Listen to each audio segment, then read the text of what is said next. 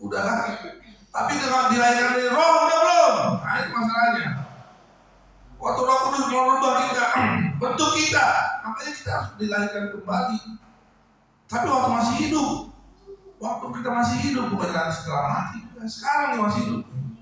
Roh Kudus mau melahirkan kita kembali menjadi Markus Pardede yang baik, yang insaf. Gitu. Roh Kudus itu punya. Ayo Markus, taubat insaf, berubah terus. Tapi ngomongnya dia lembut juga. Kalau Roh Kudus itu ngomongnya lembut. Kalau angin sepoi-sepoi ya. Lembut.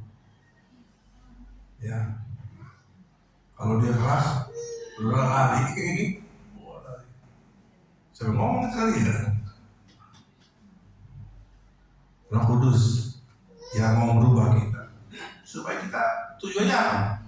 Supaya kita masuk ke dalam kerajaan Allah, kerajaan surga. Benar sudah. Ya. Kalau enggak, wah nerakanya penuh, surganya sepi, ya. Tapi karena ada Roh Kudus, ya, dia merubah kita dari negatif menjadi positif. Ya, dari kita yang negatif menjadi positif. Dari negatif, yang pikirannya negatif, hidupnya negatif, ya, cara ngomongnya negatif, berubah jadi berpikir positif, kelakuannya positif. Nah itu Tuhan, itulah fungsinya Roh Kudus, berubah. Dan biarlah kita semua yang ada di sini mau dirubah oleh Roh Kudus. Amin. Mau dilahirkan kembali. Udah lama gitu orang Kristen. Saya udah 48 tahun jadi pengikut Yesus. Mungkin ada di sini yang udah lebih dari saya jadi pengikut Tuhan Yesus. Tapi tadi anak-anak muda udah ya masih di bawah kita yang tua-tua kan. Tapi puji Tuhan, kita doakan anak muda itu berubah, beda dengan anak muda yang lain. Anak muda yang lain mungkin hari Minggu jalan-jalan, dengan tidur, mau gereja. Tapi di sini puji Tuhan gereja. Ya kita doakan di Immanuel ini anak-anak mudanya rajin, setia pada Tuhan Yesus. Amin. Mengasihi Tuhan dan sesama manusia. Ya tetap ya jangan sampai lama-lama tambah jauh. Ya saya dengar berita dari Korea Selatan dulu orang Kristen rajin berdoa ya di zaman Paul Yonggi-cho. Banyak berdoa. Habis setelah makmur ya wah ada K-pop apa semua lah itu. Sampai saya bilang, Mima ini cewek apa cowok sih? Kok sama rupanya gitu. Pakai opal, jadi operasi plastik. Karena itu juga kebanyakan. Ya. Tapi akhirnya jauh, gereja-gereja mulai sepi Korea Selatan. Ya banyak di Eropa, gereja-gereja udah dijual. Karena anak-anak muda udah nggak mau gereja. Nah kita doakan supaya Roh Kudus terus bekerja di Eropa juga. Dia sebenarnya udah kerja, cuma orangnya aja yang keras, nggak usah susah dibilangin. Ya, Ibrani pasal yang ketiga.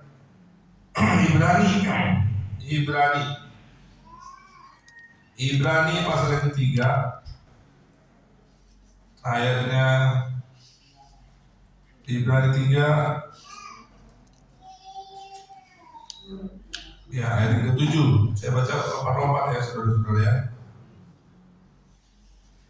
Sebab itu seperti yang dikatakan Roh Kudus ya, pada hari ini jika kamu mendengar suaranya, janganlah keraskan hatimu seperti dalam kegeraman pada waktu pencobaan di padang gurun, di mana nenek moyangmu mencobai aku dengan jalan menguji aku, sekalipun mereka melihat perbuatan-perbuatanku 40 tahun lamanya.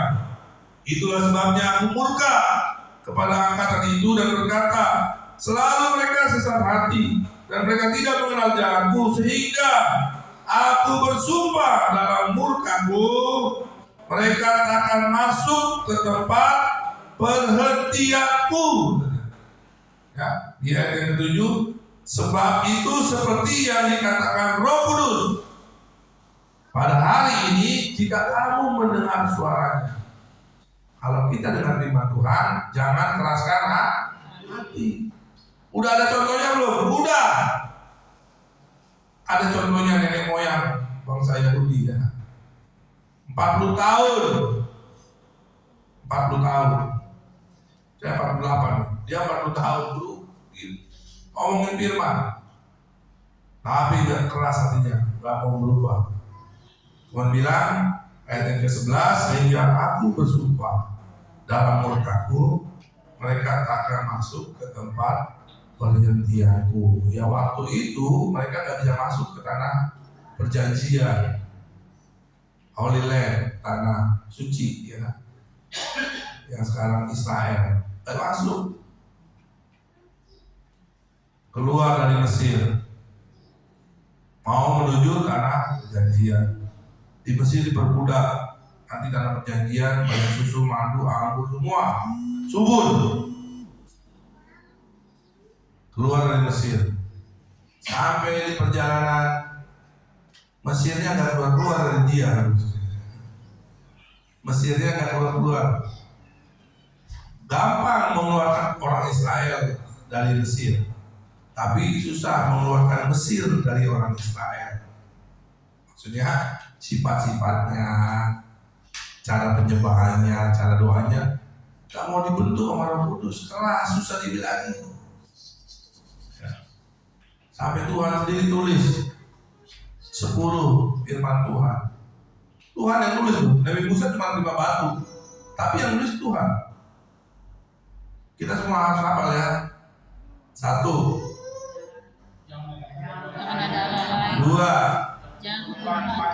3,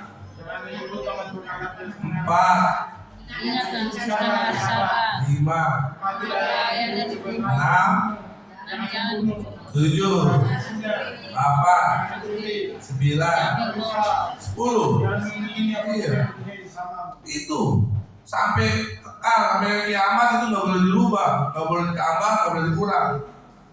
Ya, jangan ahlikan zaman karunia yang nomor 7 boleh dilarang, kagak Tuhan.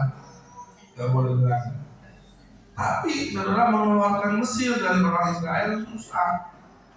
Nah itu Tuhan kita ya, fungsinya Roh Kudus supaya kita ini menginsafkan kita dari dosa-dosa kita. Coba sebanyak, insaf yuk. Insaf. Iya, sudah. Insaf, ya, berubah, dilahirkan kembali. Buat apa? Supaya bisa masuk ke ladang Allah. Jika seorang tidak dilahirkan kembali, dia tidak bisa melihat. Coba ayat yang ketiga, Yohanes 3:3, Yohanes pasal 3 ayat yang ketiga, tolong sampai. Yohanes 3 ayat yang ketiga, aku berkata kepadamu, jika seorang tidak dilahirkan kembali, ia tidak dapat melihat kerajaan Allah. Nggak bisa melihat. Nggak bisa melihat. Nggak bisa lihat. Nggak bisa melihat. Intip aja nggak ada. Intip nggak boleh. Ya. Lihat nggak bisa. Ya. Kalau tidak dilahirkan kembali. Ya, ayat yang kelima. Jawab Yesus, aku berkata kepadamu, sesungguhnya jika seorang tidak dilahirkan dari air dan roh, dia tidak dapat masuk. Nggak bisa masuk. Lihat nggak bisa, masuk nggak bisa. Kenapa nggak bisa lihat? Karena dia ada di neraka, jauh, ya. Surganya nggak kelihatan. Masuk nggak bisa, lihat aja nggak bisa. Kalau tidak mau berubah, kenapa? Roh Kudus udah ngomong. Kapan Roh Kudus ngomong? Nah itu firman Tuhan udah diberitakan. Masa nggak pernah 40 tahun kau dengan firman Tuhan? Ilok kalau bilang kalau Tuhan selalu bilang kalau pernah ngomong sama kamu, ilok. Ilok, masa sih? Tuhan udah ngomong, cuma manusianya nggak mau berubah. Keras, Tuhan bilang aku sumpah. Mereka tidak masuk ke tempat perhentian, nggak masuk.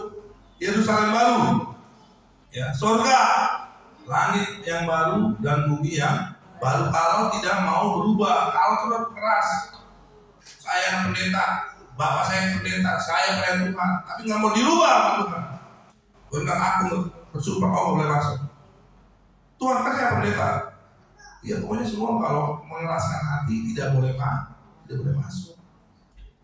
Bukankah kami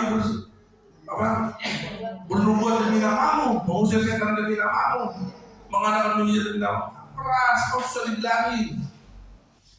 Ya, kau sudah dibilangin. Tuhan sudah berbicara, tapi kau mengeraskan. Nah, jangan sampai kita mengeraskan hati, berubah lemah lembut. Ya. Kata Tuhan Yesus, belajarlah kepadaku. Ya.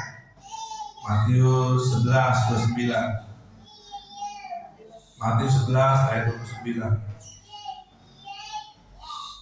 Lermer 1, 2, 3.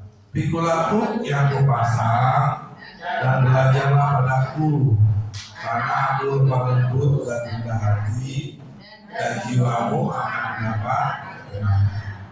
Ini belajar sama Tuhan Yesus, belajar kepada Yesus Kristus. Dia bilang belajar, karena aku lemah lembut dan rendah hati. Saudara mau lemah lembut, mau rendah hati, jangan sombong. Ya. Gaji 15 juta udah sombong. Orang-orang 100 juta dibagi-bagi tiap bulan dia diem aja. Ya kan?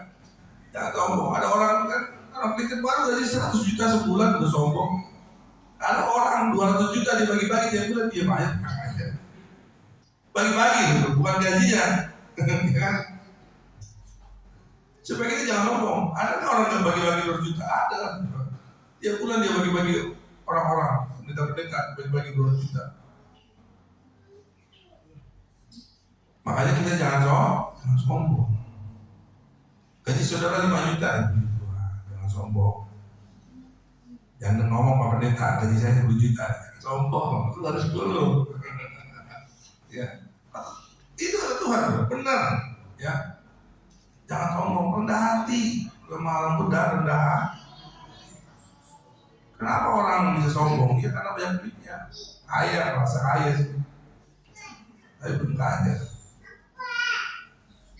Jangan anak muda. Kalau nanti kalau gajiannya 100 juta jangan sombong, amin. Tiap bulan 100 juta jangan sombong, amin.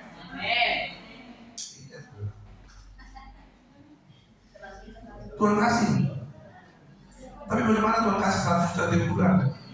2 juta sebulan aja kok gak kasih per bulan. Aku mau kasih 2 juta. Karena apa? Itu punya saya kerja. Enak aja tuh Pak Pendeta kasih 10%. Betul. Kalau kita mau nurut, kalau mau Tuhan kasih. Tuhan kasih. Habis itu bilang, kok bingung, kok bisa ya? Kok begini ya? Iya benar. Gak sombong kita. Apa yang anak saya Tuhan, ini punya Tuhan. Ini berkat dari Tuhan. Benar ya. Anak-anak muda percayalah. Ya mungkin kami generasi tua udah susah dibilangin, ibaratnya tuh pohon itu udah terlalu keras, kayu itu keras, susah dibilangin. Ya, mohon maaf ya Bapak. Tapi kita doakan anak-anak muda ini. Ya. Saya yakin kalau mereka turun sama firman Allah berhasil, lebih berhasil dari kita. Ya, saya doakan itu yang kita doain. Saya doain si Salomo, si Pato yang hamba Tuhan lebih berhasil dari saya. Saya tahu lebih berhasil dari saya. Ikutin proses Tuhan. Ikutin. Lemah lembut dan rendah hati. Sama seperti pendeta juga harus lemah lembut dan rendah hati. Coba kalau pendeta sombong, mentang-mentang saya punya mobil kalian, kata mau buka kaca, mata mau numpang, jangan mata, kotor lagi diinjak. Betul pendeta belagu amat. Ya, tapi kan saya nggak mau sombong, saya mau lemah lembut dan rendah hati.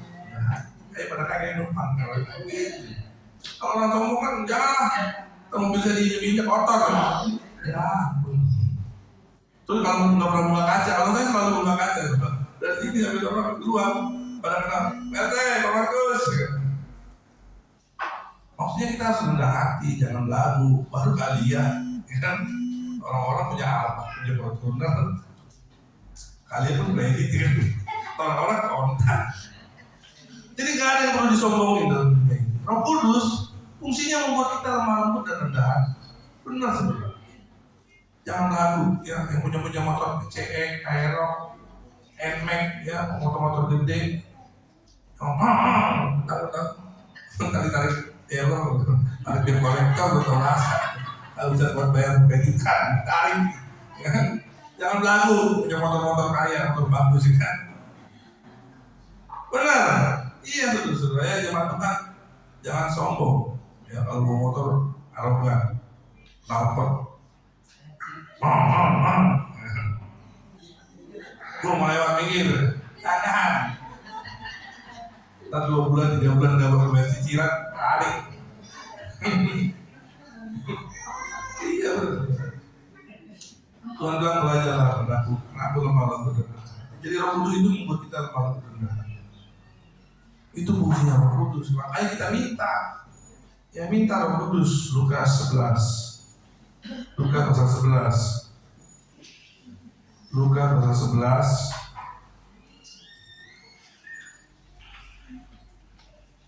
Ayat yang ke-13. Lukas 11 ayat 13 1, 2, 3.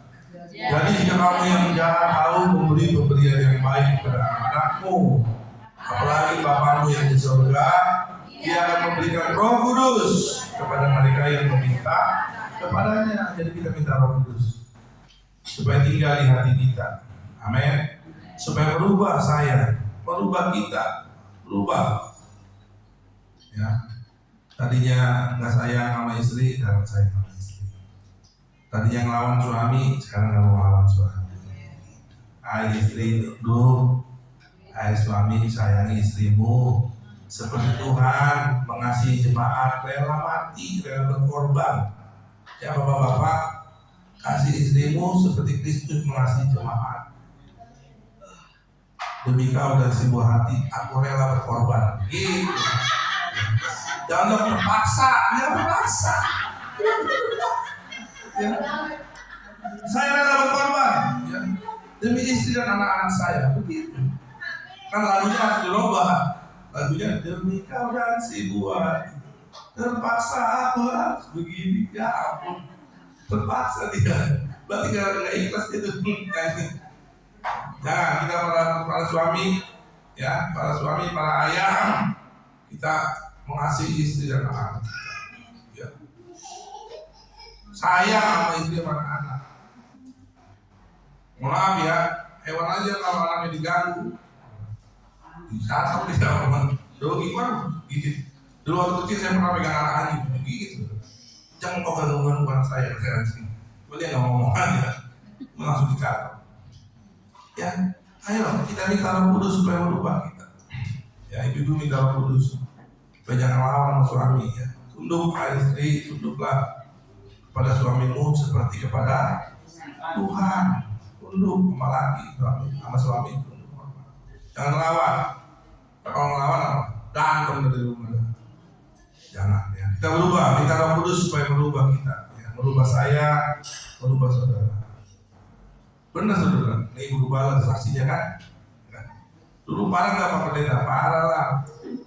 Tahun saya nikah tahun 99. Tapi puji Tuhan, mau berubah pelan-pelan.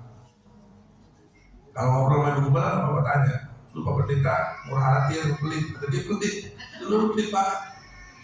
Mau beli garam minta duit, semua duit saya pegang, dia nggak boleh. Minta sabun, minta beli minyak, aduh kasihan dia. Ya, tapi sekarang udah berubah. Sekarang nih, kau pegang aja ada yang saya, apa pusing kan? Kasih semua, nih pegang semua. Gak ada lagi diselipin, dulu banyak selipan saya. Pegang semua. Tapi malah dia pusing, karena pengeluaran ya jelas, masukan udah jelas. Tapi saya yakin pemeliharaan Tuhan jelas. Semua bisa dibayar, anak sekolah, semua bisa dibayar, makan, minum, semua bisa dibayar. Karena pakai mujizat, ya. Kami ini hidup dengan mujizat. 5 roti 2 ikan. Di doa itu Tuhan berkati Tuhan. Benar saudara, doa itu mantap, ya. Doa orang benar sangat besar kuasanya. Doa, didoain. Kalau berduit doain, Tuhan berkati uang ini. Berkati bikin ya Tuhan. Bayangin saudara, anak 5, keponakan 1 jadi 6 masih Daniel.